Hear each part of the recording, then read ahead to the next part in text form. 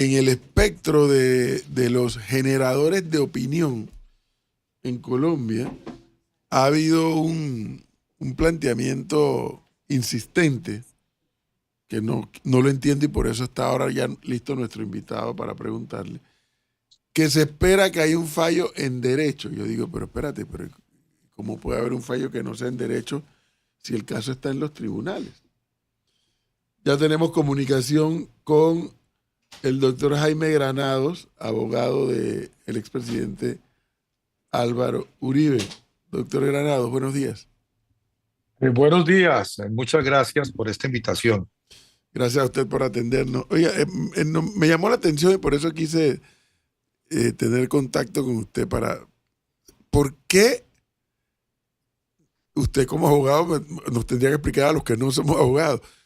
No puede haber un fallo que no sea en derecho. ¿Por qué escuché y leí tantos comentarios que esperemos que el fallo sea en derecho? Primero explíquenos de qué acusan al expresidente y luego explíquenos a qué se debe que en sectores de la opinión pública colombiana se haga este planteamiento.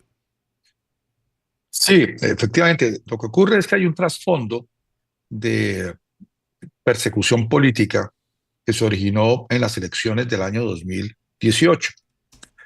Si de pronto, desde Panamá recuerdan que Álvaro Uribe Vélez gobernó Colombia durante 8 años, del 2002 al 2010, con los niveles de popularidad más altos de la historia de un presidente en Colombia, y que no pudo continuar porque la Constitución no le permitía un tercer periodo. Quien quedó y ganó las elecciones del 2010 fue quien había sido su ministro de Defensa, Juan Manuel Santos, que se eligió con las banderas de Álvaro Uribe Vélez, pero que luego en el 2014, digamos que lo abandonó, cogió otro camino por el tema del proceso de paz con las FARC, y en el año 2018 el líder de la oposición en Colombia era Álvaro Uribe Vélez, y efectivamente se ganaron las elecciones de ese año que eligieron como presidente a Iván Duque Márquez. Pues en medio de ese debate electoral del 2018, febrero, marzo, abril, mayo del 2018, surge este proceso mediante una decisión de la Corte Suprema de Justicia que le abrió una investigación a, en ese entonces, senador, el más alto en votación de la historia de Colombia, además Álvaro Uribe Vélez, supuestamente por haber sobornado a testigos de actuación penal por alegadamente haber cometido fraude procesal, y finalmente se le agregó luego otro delito más de soborno, de testigo. Y por esto, pues finalmente se inició el juicio casi 7 años después, en febrero del 2025, juicio que acaba de terminar y que esperamos el próximo lunes 28 de julio que se profiera el fallo, al menos el sentido del fallo. ¿Y por qué entonces viene este reclamo de muchas voces autorizadas en Colombia que sea en derecho?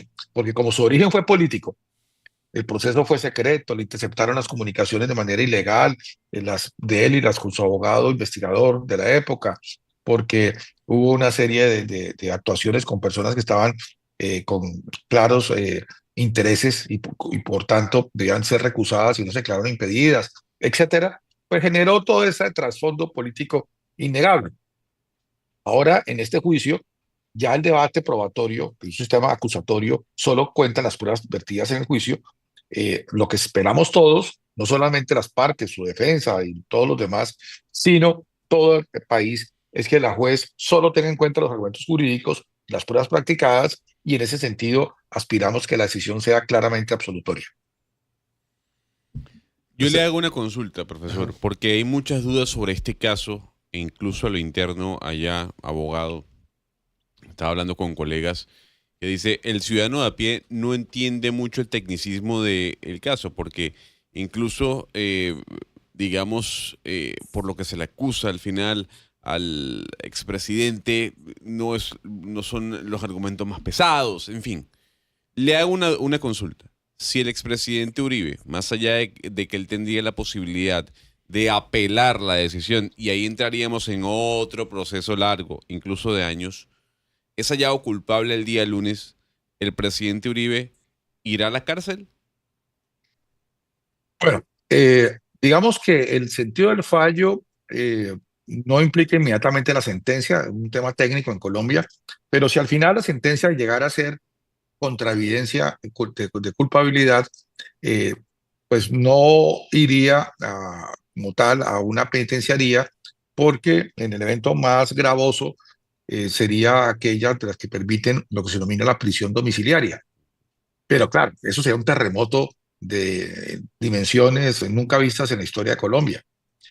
Y esto es importante que la opinión pública, especialmente en Panamá, un país hermano que ha seguido tan de cerca los atabares de Colombia, tenga conciencia, porque ayer mismo se armó un debate que continúa el día de hoy, porque el presidente Gustavo Petro estaba presionando a la juez para que tomara una decisión. Y hubo una discusión pública entre el presidente Álvaro Uribe Vélez y el presidente Petro, dada esa intromisión de Petro en este tema. Por eso es que el temor que hay de que el fallo no sea en derecho, sino sea por las presiones políticas. Y no es porque Álvaro Uribe va a ir a la cárcel, porque tendría la prisión domiciliaria, sino porque un hombre inocente que le ha dado ejemplo a Colombia de lucha contra la criminalidad no puede ser condenado por lo que no hizo, mientras que en el Senado están sentados como senadores los criminales de lesa humanidad, las FARC, que tienen confesados más de 28.000 homicidios, violaciones y secuestros, como no registra ningún país de América Latina. Entonces, miren ustedes ese contrasentido. Criminales confesos de lesa humanidad, pero con miles y miles de crímenes que no registra ningún otro país del continente. Estén sentados como senadores con impunidad total, y que quien los combatió y los sometió, Álvaro Uribe Vélez, que no ha cometido ningún delito, termine siendo encontrado con todas estas presiones como culpable de lo que no hizo, a lo que se expone Colombia. Eso es lo que está en juego en este momento. Una curiosidad política, más allá que legal, doctor Granados. El fallo que se emita, que como dice Gonzalo, entiendo que podría ser el lunes, y más allá de la implicación legal y de aplicación de justicia en una dirección u otra, ¿cree usted que tendrá una implicación político-electoral o no trascenderá de allí? Pues mi rol como abogado, cabeza de la defensa del presidente Uribe es estrictamente jurídico, ustedes entenderán, Sí. pero como ciudadano, pues tengo que decirles que la situación de tensión que vive Colombia es tan grave, que, por ejemplo, yo he tenido que ejercer el liderazgo de la defensa en el exilio, prácticamente. Ajá. Acaban de atentar, como ustedes saben, hace un poco más de un mes, contra unos candidatos más queridos, de mayor visibilidad y de mayores opciones de éxito, Miguel Uribe Turbay, que ha logrado sobrevivir milagrosamente y todavía se encuentra en coma. Hemos tenido que enfrentar unos desafíos de orden público donde cerca del 45% del territorio está siendo copado por bandas criminales. 500 municipios de Colombia están sometidos al imperio de bandas criminales, y el actual gobierno está ofreciendo una impunidad prácticamente total a todos los que realizan esos atentados. Entonces, claro, Colombia está retrocediendo a la época previa a que Álvaro Uribe fuera presidente y lo hubiera rescatado. Y si en medio de todas esas tensiones que les cuento, termina tomándose una decisión de este calibre, cuando hay elecciones el próximo año, al Congreso en marzo y presidenciales en mayo, pues esto puede tener toda clase de lecturas, algunas apocalípticas incluso.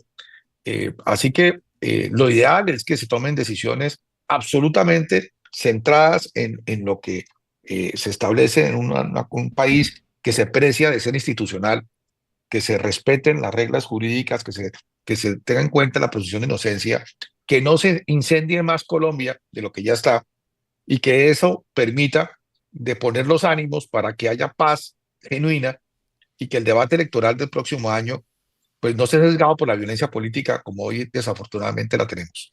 Abogado Granados, si su cliente es hallado culpable el día lunes, como en efecto se espera que se dé la decisión, y más allá del proceso de apelación que ustedes pueden interponer, alguna especie de tutela, el señor Álvaro Uribe, por ser condenado, ¿pudiese ser candidato a la vicepresidencia? Él no puede, independientemente de las resultas de este proceso, ser candidato a la vicepresidencia. Jurídicamente no es posible. En Colombia, la única función que tiene nuestra Constitución al vicepresidente, la persona que ejerza la vicepresidencia, es reemplazar al presidente en sus faltas temporales o absolutas. Y entenderán que quien está prohibido que pueda ser reelegido, como es Álvaro Uribe, porque ejerció la presidencia, en 2 ocasiones, no puede reemplazar al presidente en sus faltas absolutas o temporales, por tanto no puede ejercer la vicepresidencia. Y esto Álvaro Uribe Vélez, con gran sentido elemental, patriótico, enseguida dijo, no me monten en esto que no puede ser. Tenemos que dar ejemplo de respeto a la institucionalidad y no puedo ser, ni me interesa ser, ni pretender serlo, lo que la Constitución no permite. Así que hoy, en el momento en que hablamos, ya no es tema de debate en Colombia esa bulo de la vicepresidencia que algunos interesados en causar revuelo o buscar interés político utilizaron el nombre de Uribe Vélez. Él, de manera categórica, lo rechazó. Ahora bien, él sigue siendo la figura más importante de la política en Colombia. Él sigue siendo el presidente del partido de oposición y jefe de la oposición en Colombia y la seguirá ejerciendo. Y nuestra aspiración, evidentemente, es que con una decisión que haga justicia a lo que se vio en el proceso, a este juicio que afortunadamente fue público, transmitido en directo, todas las audiencias y en diferido también. Así que hubo millones de colombianos que pudieron ver este juicio. Pues eso hace que nos tengamos la tranquilidad de que todo el mundo pudo ver lo que pasó y que en el fondo es como si fuera un gran jurado multitudinario, volviendo a los orígenes de lo que fueron los juicios populares en Atenas. ¿Eso qué hace? Que él siga siendo más vigente que nunca como líder político y que lo que aspiramos muchos colombianos es que termine recuperándose el poder con el candidato de coalición que finalmente se arme para enfrentar a este desastre de gobierno de Gustavo Petro, que repito, está llevando al país a unos niveles de violencia política pues que pensamos que ya nunca más iba a volver a transitar Colombia. Me quedo pensando en que el abogado diga, he tenido que manejar la defensa casi que desde el exilio. Y me quedo pensando y me quedo preocupado, doctor Granados, porque, caramba, sí, yo desde acá, yo particularmente sí creo que Colombia es un estado de instituciones. Y me impacta escuchar a un abogado decir eso. Sí, de hecho, hay que decirlo, tengo que reconocer que la señora juez nos dio las garantías para permitir que aunque las audiencias eran presenciales en una sala respectiva en Bogotá, en el centro de Palo Quemado, como se llama el centro judicial de Bogotá, por quienes por razones de seguridad estamos fuera de Colombia, como en mi caso, pudiéramos atenderlas aquí a la distancia. Las nuevas tecnologías bien utilizadas permitieron en tiempo real poder contrainterrogar a los testigos, para poder interrogar a los propios testigos, poder alegar. Hay que decirlo con toda rectitud y lealtad, la señora juez, apoyada en estas autorizaciones que dan el Consejo de la Judicatura en Colombia y la ley, pues permitió que esto se diera, pero al mismo tiempo no deja de ser una anormalidad lo que ha ocurrido y obedece a esto que está viviendo Colombia y que nos duele porque habíamos avanzado mucho. En Colombia se pensaba que ya la violencia política iba a desaparecer y que no iba a ser parte de la argumentación. Y aun quienes nos opusimos al proceso de paz de La Habana por la impunidad del terrorismo, pues pensamos que incluso a pesar de lo que ocurrió, esto al final iba a permitir que todo el mundo se sometiera y no fue así. Y lo que vimos hoy en día es el auge inusitado de las formas de violencia que ustedes se puedan imaginar. 300.000 hectáreas de cocaína cultivadas, de arbus de coca, que luego se convierte en clorhidrato de cocaína, cultivadas en Colombia. Cuando Álvaro Uribe dejó la presidencia en el 2010, había 43.000 y eran solo una cosecha al año. Ahora hay 300.000 y 2 cosechas al año. Tenemos una situación de orden público muy grave. El dinero ilícito que genera la minería ilegal, el tráfico de migrantes hacia Panamá, por cierto, el tema de las extorsiones, el tema del narcotráfico, el tema de la corrupción que saquea las finanzas públicas a través de estructuras que incluso han llegado a niveles muy altos, pues todo eso es un caldo de cultivo explosivo. Y si a eso se le suma la sensación de que se pueda cometer algo que nunca ocurrió en la historia de Colombia, que es un acto de una condena injusta a un expresidente de la República, pues ustedes se imaginan lo que eso puede generar. Por eso la apelación que hacemos todos es de rodear las instituciones, de que se den decisiones fundadas solamente en derecho, que no se permee de presiones políticas como las que ayer hizo el presidente Gustavo Petro, y que de pronto esto pueda generar un camino de reconciliación gradual de los colombianos y que los debates sean como tienen que ser civilizadamente y no instrumentalizando la justicia para fines políticos. Ahora, en el juicio pude entender, escuchar, que hay víctimas, o que se consideran víctimas de todo esto de lo que se le acusa al expresidente Uribe. Incluso víctimas con sus abogados, que fueron a sustentar sus argumentos. Sí, así es. De hecho, la principal alegada víctima es ni más ni menos que el senador Iván Cepeda, que es probablemente el más icónico de los senadores de la izquierda radical que han apoyado el proyecto político de Gustavo Petro, y eso pues muestra un poco cuál es el trasfondo de la confrontación. Está entre las alegadas víctimas reconocidas el actual ministro de Justicia, Eduardo Montalegre Linet. Así que esto es innegable, este trasfondo político. Lo que buscamos es que ese tema, ese trasfondo, sea marginal y que todo se concentre en el debate probatorio y de argumentos jurídicos que afortunadamente todo el país vio, y que de ahí no se salga, porque créanme, las presiones que se han sentido son muy grandes. Bueno, entonces es probable que el lunes, por así decirlo, haya un antes y un después, no solamente en la administración de justicia colombiana, sino en la vida política de Colombia. Así es. Sea cual sea Tal el cual. fallo. Indudablemente, lo que ocurre es que puede ser, y esperamos que así sea, un fallo que le devuelva la confianza a los ciudadanos sobre su administración de justicia, y que aunque esto no sea final, porque habrá apelación y de pronto llegar incluso hasta la Corte Suprema, eh, genere un espacio como de entendimiento distinto, porque las instituciones pues han logrado mostrar su fortaleza a pesar de las presiones incluso de quien ostenta hoy la primera magistratura del país, como es Gustavo Petro, que ayer, repito, de manera increíble, estaba presionando públicamente a la juez que debe decidir este caso. Entonces, esa es nuestra esperanza como abogados. Nos debemos es al respeto del ordenamiento jurídico, del respeto de la majestad de la justicia, pero también reconociendo que esto es un caso único en la historia de Colombia. Nunca había pasado algo semejante. Ustedes en Panamá han tenido unas historias distintas, muy dramáticas, que de aquí las hemos seguido, pero esto en Colombia nunca había pasado. Y si lo hacen mal o se toman decisiones contrarias a las evidencias y sesgadas políticamente, pues puede ser un tema de una gravedad no vista tampoco en la historia de Colombia. Aquí me manda el buen amigo Emilio, dice, Uribe le respondió con dureza a Petro tras su trino sobre el caso judicial. Lo llamó cobarde y aseguró que está listo para volver a decirle sicario moral en la cara.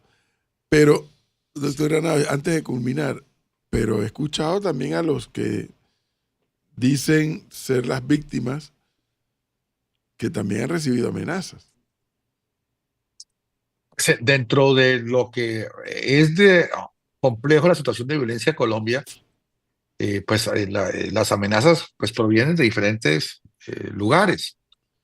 Pero lo cierto es que en Colombia, hasta ahora, el único protagonista de gran calado que ha sido víctima de la violencia ha sido el precandidato presidencial del Centro Democrático, el partido del presidente Uribe, Miguel Uribe Turbay. Así que, y donde quien debía protegerlo era el Estado, y el Estado falló de una manera increíble. 53 veces pidió que le reforzaran su seguridad, como lo manifestó su abogado defensor, el doctor Víctor Mosquera, como víctima, y resulta que fueron desatendidas esas 53 peticiones. Ustedes se imaginan la responsabilidad que eso genera para un gobierno que tiene que velar porque todas las personas se les respete su vida, y más quienes son los opositores políticos. Eso es un poco lo que aquí estamos viendo. De un lado, la amenaza; de otro lado, la concreción con un acto de violencia política inaudito, y por otro lado, además, el pretender utilizar o instrumentalizar el Poder Judicial para arrinconar o hacer desaparecer a una figura como no hay otra en Colombia, que es Álvaro Uribe Vélez, instrumentalizando la justicia. De ahí que ese desafío que tiene la democracia colombiana sea tan significativo, tan importante, tan trascendental, y que exista tanta expectación para el día lunes. En mis 40 años de experiencia profesional, eh, nunca en la historia que yo he vivido, no que me la han contado, sino la que he vivido, hay algo parecido. Y si uno va a los libros de historia, entenderá que no hay tampoco antecedente desde que fuimos república independiente. Bueno. Doctor Jaime Granados, muchísimas gracias por darnos este tiempo y darnos su versión y explicación del caso del expresidente Álvaro Uribe, del cual usted es el defensor. Muchas gracias, muy amable. Gracias a ustedes y ojalá podamos volver a conversar después de que haya pasado este 28 de julio. Por supuesto, si nos da la oportunidad, con mucho gusto. Gracias. Va a ser. Adiós. 8:28 minutos. Oiga, Tenemos que ir a un cambio. y está la señora X activada. Activada. Sí, ¿qué le pasó?